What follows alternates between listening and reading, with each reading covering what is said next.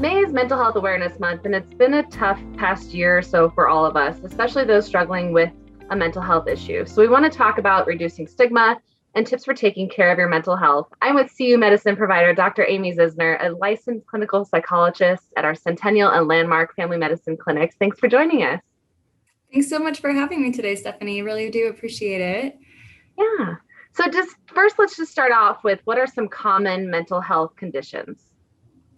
Right. So I would say, in the broadest sense, I most often work with patients experiencing things like anxiety, depression, and too much stress. And I think we often hear these terms being thrown around quite a bit, especially in this past year. But when it really does come down to it, these are actually, at least in my mind, fairly vague terms to describe really a larger range of concerns going on in people's lives. And I find addressing how to manage those concerns that can be much more useful. So what that means in practice is that I help patients work on whatever they find to be most challenging for them, and things that are also really important to them. How does someone know when they or a loved one needs to seek help? Yeah, so I think that the wording of that question was really interesting because I think it seems to emphasize this convention of thinking about mental health in sort of these black and white terms. So I'm either well or I'm not well, I need help or I don't need help. But our world generally doesn't work quite like that, and neither do we. So instead, it may be more useful to think about something like, in what ways am I functioning well? And in what ways am I functioning not so well? And what would I like to see be different? And so, especially for the areas where things aren't going so well, we may want to consider what resources and supports we have to cope with our problems, and ultimately to take some time to evaluate how well those resources that we have are working for us. And I also think it's important to add that sometimes people may think that they don't need help because they're getting by, they're doing okay. But maybe they're just getting by because they have no other choice. They don't have another option. And a little bit of support and compassion from another person would make such a difference. And I also hear this too sometimes, that people will say, well, maybe I'm not going to seek help because I don't think I'm deserving of that help, or I think other people need it more than me, so I'll put my own needs second. And I would say that's also another warning sign too. We've talked about, common mental health conditions, but, having a mental health condition is also a common thing in and of itself. Yet there's still, as we've mentioned, stigma surrounding it, and someone may be hesitant to reach out for help. What are ways we can break the stigma? Yeah, I think that's a really fantastic question. Because I agree with you. I think stigma is a concern. I also think it's maybe helpful to first talk about why stigma around mental health seems to exist. So, at least from my perspective, I think it exists because we've created this large distinction between physical health and mental health, even though we do know, like I was mentioning, that they are very closely interrelated in so many different ways. So people, just as an example, people don't seem to have much trouble telling their friends or families or colleagues that they stumbled, fell on some ice. It is Colorado, right?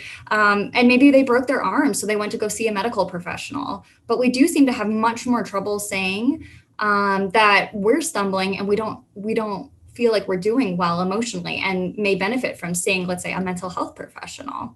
So we've somehow created this distinction between the brain and the rest of our body.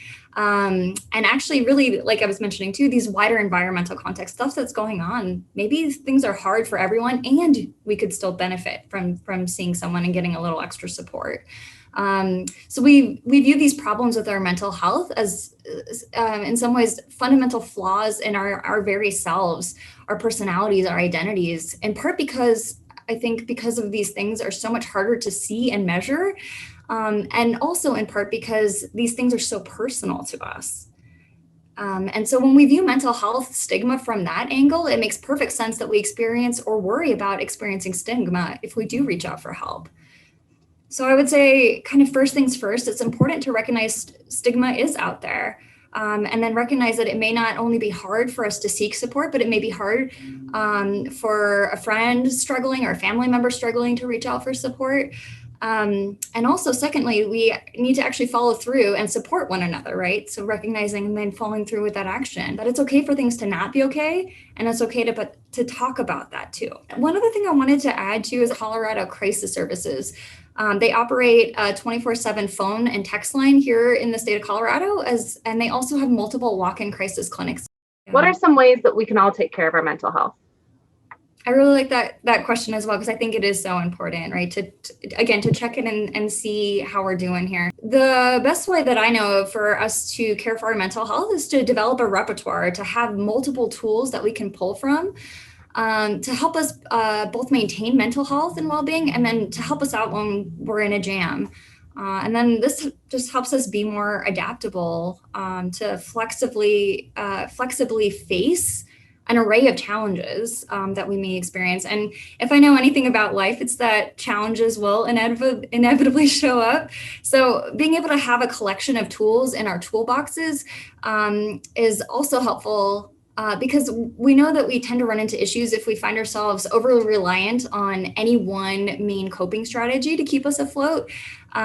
So you could see this when we really depend on only one thing, like alcohol or spending money, or even things we may actually think of generally as good, like sleep, right? If we overly depend on these sort of things to get by, we tend to run into issues there. Going back to what this collection of coping tools looks like, that'll obviously depend on the individual, but things that we know that tend to be especially helpful are finding ways to move our bodies as regularly as we can, whatever that means, to eat as well as we can, whatever that means, and to sleep as well as you can, right? Whatever that means. And I know that those are maybe some of the more obvious ones, but they come up so often because they really are so important and they do work quite well.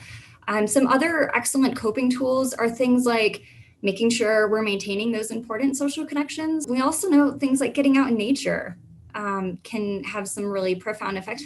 Also, to find ways to be kind and maybe even generous to others, to do things just for fun, not for any other purpose other than just to have a good time. That could be really powerful too. And to really take some time to slow down with things and to practice trying new strategies out. Practice seeing if you can be present and in the moment.